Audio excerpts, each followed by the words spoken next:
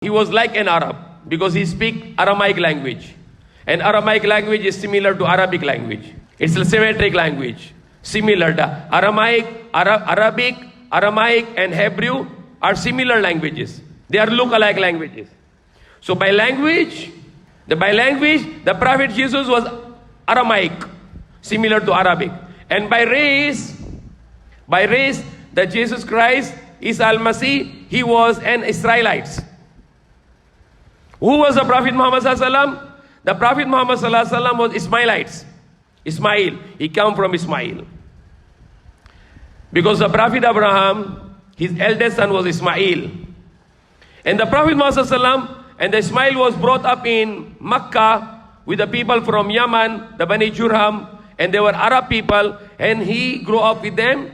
So Ismail, he started to learn Arabic in Makkah. And he married, and the Prophet Muhammad was born through the generation of Ismail.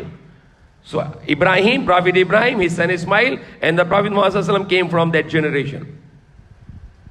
On the other hand, the Prophet Abraham has another wife, the first wife, the Sarah. She got the child named Ishaq, and Ishaq has a son named Jacob, or Jacob they called him, but his name was Israel. Because Allah gave him the name to Prophet Jacob, Israel. And meaning of Israel, a person who travel in the night. So his name was Israel. And Prophet Isa, he come from generation of Ishaq. Ishaq to Jacob, Jacob is Israel, and Israel has the 12 sons.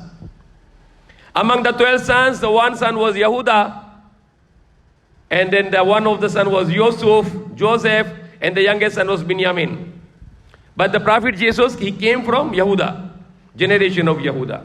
One of the son of Prophet Jacob or Israel, his name, the name of the son was Yehuda. So Prophet Isa or Jesus Christ, he came from Yehuda, so he is Israelites.